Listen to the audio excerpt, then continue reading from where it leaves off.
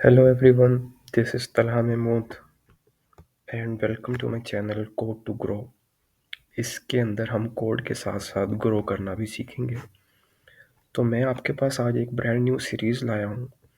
इस सीरीज़ में हम एक full stack e commerce application बनाएंगे जो कि इंडस्ट्री के स्टैंडर्ड्स को सामने रख के मैंने बनाई है। तो हम साथ में कोड करेंगे, साथ ही हम सब चीज़ करेंगे। ई कॉमर्स वेब एप्लीकेशन ये हम बनाने वाले हैं। कोई भी वेब प्रोजेक्ट करते वक्त हम किसी भी तरह की टेक्नोलॉजी का यूज़ कर सकते हैं, बट जो कि इंडस्ट्री में सबसे ज़्यादा मांगी जाती है वो है जावास्क्रिप्ट। जावास्क्रिप्ट के फर्दर फ्रेमवर्क्स हैं फ्रंट एंड लिखने के लिए, रिएक्ट, व्यू जेएस है, एंगुलर जेएस है, बट हम रिएक्ट का यूज़ करेंगे। बैक एंड के लिए हम नोड जेएस का यूज़ करने वाले हैं। तो इन शॉर्ट हम वन स्टैक का यूज़ करेंगे for this project. One stack is comprises of four things. One is MongoDB, which is a non-relational database जो कि काफ़ी एफिशिएंटली आपके डाटा को हैंडल करता है। आप इसमें आसानी से डाटा रिट्रीव भी कर सकते हैं, डाटा सेंड भी कर सकते हैं। तो फुली फ्लेज्ड आपको फंक्शनैलिटी प्रोवाइड करती है MongoDB। नॉन रिलेशनल डाटाबेस जिसे हम नो एसक्यूएल भी कहते हैं, आपने कई दफ़ा ये टर्म सुनी होगी। सेकंड चीज़ जो हमारे पास है वो है एक्सप्रेस जेएस। अब Express JS is basically a framework of Node.js for writing. जी हाँ, बैकएंड लिखने के लिए हम इसको यूज़ करते हैं और ये Node.js का फ्रेमवर्क है। थर्ड जो चीज़ हम यूज़ करेंगे, इट्स अनदर फ्रेमवर्क जिसकी मैंने पहले बात की है, React.js। आप सब लोग काफ़ी फेमिलियर होंगे इससे। जावास्क्रिप्ट का फ्रेमवर्क है।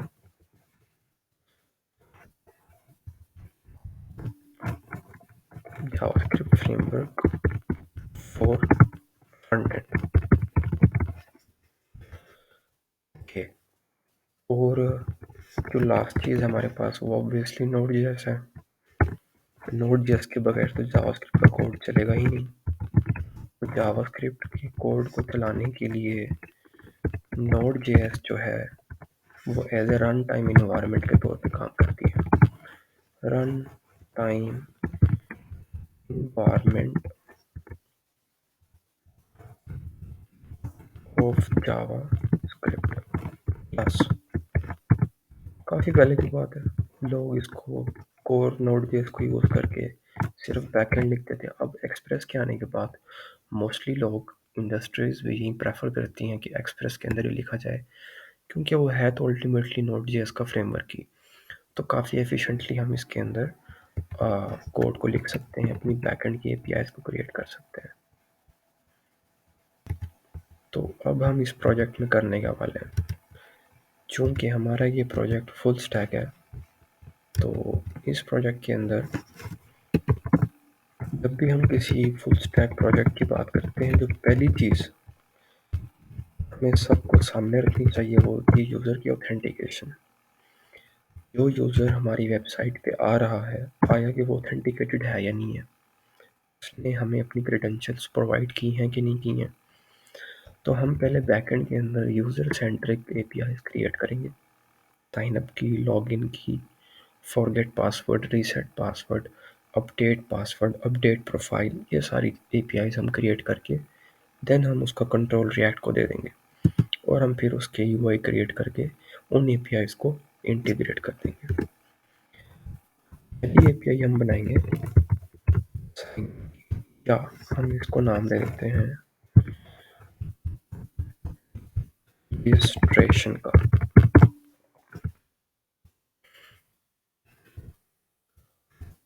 दूसरी हमारे पास जो एपीआई होने वाली है वो होगी लॉगिन की। तीसरी होगी हमारे पास प्रोफाइल की, and then password 5, reset password and number 6 हमारे पास होगा अपडेट पासवर्ड। बस इतना ही है, ज़्यादा काम नहीं है करने को। अच्छा, ये काम हो जाने के बाद अब हम चलेंगे अपने असल काम की तरफ, जो कि होगा हमारी वेबसाइट का लेआउट बनाना। अब हमारी जो वेबसाइट के अंदर दो तरह के यूज़र्स हो सकते हैं। यूज़र या तो होगा कस्टमर या होगा एडमिन। तो इसको हम नाम दे देते हैं रोल बेस राउटिंग का।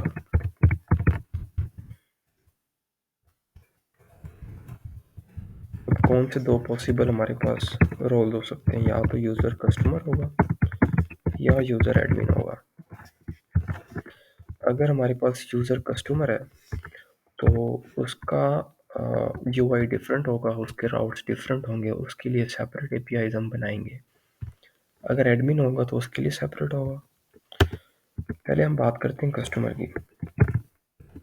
इफ यूज़र इज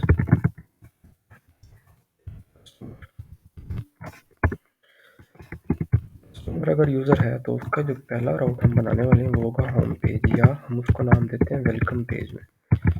सारी बात है, जो नया यूज़र हमारे वेबसाइट को विजिट कर रहा है उसको वेलकम करना हमारा फ़र्ज़ है कि नहीं है।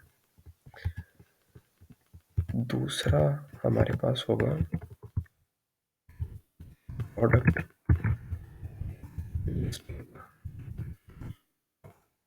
जितने भी प्रोडक्ट हैं हमें उसको शो कराने हैं, उनकी कैटेगरीज शो करानी है, उनके ब्रांड्स शो कराने, किस ब्रांड से ये प्रोडक्ट रिलेट करता है। तो ये सब चीज़ें हम प्रोडक्ट लिस्टिंग वाले राउट के अंदर बनाएंगे। तीसरा जो होगा वो हमारे पास होगा प्रोडक्ट डिटेल का।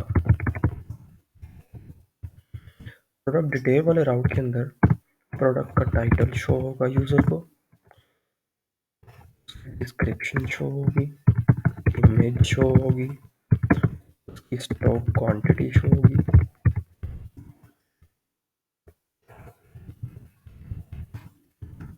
इस कैटेगरी से बिलोंग करता है ये शो होगा। और भी कुछ चीज़ें हम इसके साथ अटैच कर सकते हैं जो कि हम बाय टाइम देखेंगे। ये बस मैं आपको बेसिक स्ट्रक्चर बता रहा हूँ कि हम इस तरह काम करने वाले हैं, इस तरह हम ये प्रोजेक्ट बनाने वाले हैं, ताकि हमारे पास पहले लेआउट बन जाए, रिटर्न के अंदर थ्योरी हमारे पास क्लियर हो, देन हम उसको कोड करने में आसानी हमें मिलेगी। चौथा हमारे पास होगा कार्ट का। यूज़र जब कार्ट को ऐड करेगा तो वो 3 से 4 एक्शंस परफॉर्म कर पाएगा। पहला तो होगा क्रिएट कार्ट का, कार्ट को क्रिएट भी कर सकता है, अपडेट भी कर सकता है, डिलीट भी कर सकता है। पांचवा जो हम उसका राउट क्रिएट करने वाले हैं वो होगा चेकआउट पेमेंट का। जिस तरह मॉडर्न ई कॉमर्स वेबसाइट में होता है, बेसिकली पेमेंट को वो ऐड कर पाएगा, उसी के बाद ही तो उसका ऑर्डर प्लेस होगा। छठा राउट हमारे पास होगा लिस्टिंग का। जितने ऑर्डर यूज़र ने प्लेस किए हैं, हमारे कस्टमर ने प्लेस किए हैं, उन सब ऑर्डर का ट्रैक रिकॉर्ड भी उसको देना है। हम एक टेबल की फॉर्म में उसको प्रोवाइड कर देंगे। ऑर्डर लिस्टिंग के बाद एक राउट हम बनाएंगे ऑर्डर स्टेटस ट्रैकिंग का, कि उसका ऑर्डर कहाँ तक पहुँचा है, पेंडिंग में पड़ा हुआ है, शिप हो गया है, या डिलीवर्ड हो गया है, या प्रोसेसिंग में पड़ा हुआ है, या उसको एडमिन ने कैंसिल कर दिया। ये तमाम चीज़ें हम ऑर्डर स्टेटस ट्रैकिंग वाले राउट के अंदर देखेंगे, और ये हर ऑर्डर का देख रहे होंगे।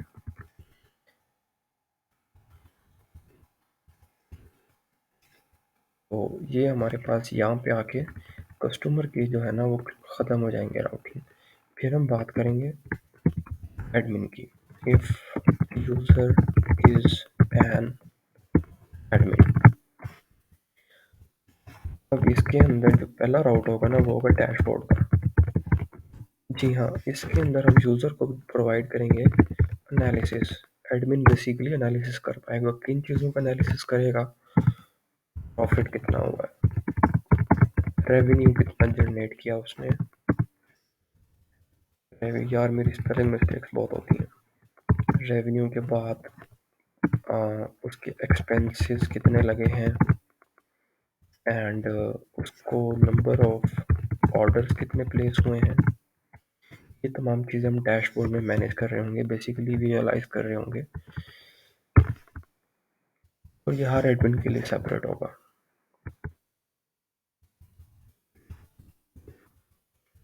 और दूसरा जो हम राउट बनाएंगे ना, वो होगा हमारे पास प्रोडक्ट पब्लिशिंग का। इसके अंदर यूजर जो है प्रोडक्ट को क्रिएट करेगा। क्रिएट करने से क्या मुराद है? इससे मुराद ये है कि प्रोडक्ट की डिस्क्रिप्शन, प्रोडक्ट की स्टॉक क्वांटिटी,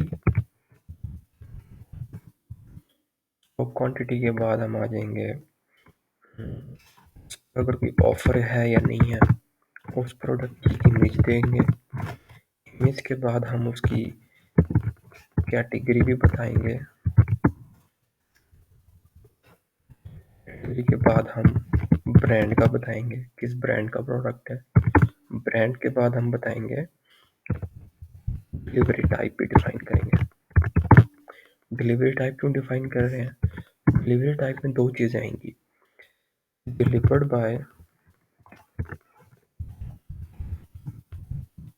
द कंपनी और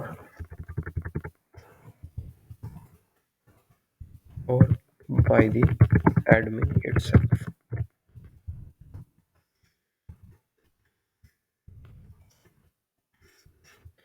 या तो वो प्रोडक्ट जो आप पब्लिश कर रहा है एडमिन, क्या वो उसे खुद डिलीवर करना चाहता है, या वो चाहता है कि हम डिलीवर करें जिसकी वेबसाइट है जो कि ये सर्विस प्रोवाइड कर रहा है।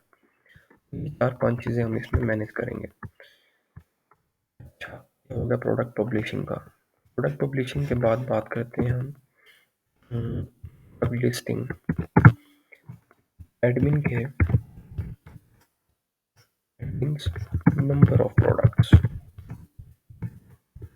जितने भी एडमिन के प्रोडक्ट्स होंगे वो हम इस राउट के अंदर दिखाएंगे, एक टेबल की फॉर्म में दिखाएंगे। उसका नेम, उसकी इमेज, उसकी स्टॉक क्वांटिटी, ताकि एक एनालिसिस उसको मिलता रहे एडमिन को, भाई मैंने इतने प्रोडक्ट पब्लिश कर दिए हैं और इस वेंडर से ये मेरे प्रोडक्ट आए हैं और ये कैटेगरी से बिलोंग करते हैं। सारी चीज़ें हम मैनेज करेंगे इस राउट के अंदर। चौथा जो हमारे पास राउट होगा वो होगा कि इस एडमिन के कितने कस्टमर्स हैं। कस्टमर्स लिस्टिंग ये भी टेबल की फॉर्म में करेंगे। जो जितने भी कस्टमर होंगे उनका नेम, उनका ईमेल, उन्होंने कितने ऑर्डर्स प्लेस किए हैं, उन्होंने टोटल स्पेंड कितना किया है, कितना उन्होंने हमसे ख़रीदा है, प्रोडक्ट ख़रीदे हैं इस कस्टमर से, इस एडमिन से बेसिकली। पांचवा राउट होगा हमारे पास ऑर्डर्स लिस्टिंग का। इस एडमिन को कितने ऑर्डर प्लेस हुए हैं, कौन कौन से प्रोडक्ट उसके प्रोडक्ट्स पर ऑर्डर प्लेस हुए हैं, तो ये सारी लिस्टिंग हम इसमें दिखाएंगे। छठा जो राउट होगा वो होगा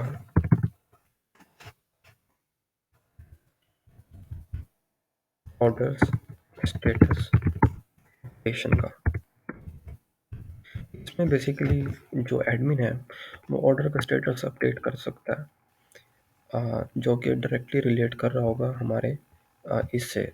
यानी कि अगर एडमिन ने स्टेटस पेंडिंग पे रखा हुआ तो यहाँ पे भी पेंडिंग शो होगा कस्टमर को, शिफ्ट पे रखा हुआ तो कस्टमर को भी शिफ्ट शो होगा। तो इस तरह से अपडेशन हम मैनेज करेंगे। तो ये बेसिकली हमारा इंफ्रास्ट्रक्चर होगा हमारे इसका, या तो ये बेसिकली हमारा सेटअप होगा। हम इन स्टेप्स को फॉलो करके हम अपनी एप्लीकेशन को बिल्ड करेंगे। और ये साथ का साथ जो हम लेक्चर पढ़ेंगे, अ, इसकी जो थ्योरी होगी वो भी मैं आपको डिस्क्रिप्शन लिंक में इसका लिंक प्रोवाइड कर दूंगा, आप गो थ्रू भी कर सकते हैं। तो नेक्स्ट वीडियो के अंदर हम बेसिकली सेटअप की बात करेंगे। हम रिएक्ट को इंस्टॉल करेंगे, हम एक्सप्रेस को इंस्टॉल करेंगे, हम अपना फ़ोल्डर स्ट्रक्चर क्रिएट करेंगे जो कि बिल्कुल एग्जैक्ट प्रोडक्शन ग्रेड हमारा सेटअप होगा। और उसके बाद हम फर्दर अपनी एपीआईज़ को क्रिएट करके साथ ही साथ हम उनको टेस्ट भी करते रहेंगे पोस्टमैन पे। पोस्टमैन बेसिकली एपीआई टेस्टिंग के लिए हम यूज़ करते हैं, ताकि इंटीग्रेट करने से पहले हम अपनी एपीआई को टेस्ट कर लें एक बार कि वो सही वर्क कर रही है कि नहीं कर रही। टेस्टिंग के बाद हम इंटीग्रेशन भी स्टार्ट कर देंगे। तो इस तरह हम अपने फ्रंट एंड और बैक एंड को साथ ही लेके चलेंगे, और टोटली हम ये जो कोड करने वाले हैं ये प्रोडक्शन ग्रेड कोड होगा। सो अब तक के लिए इतना ही guys, thank you, see you in the next video. Allah हाफिज़, टेक केयर।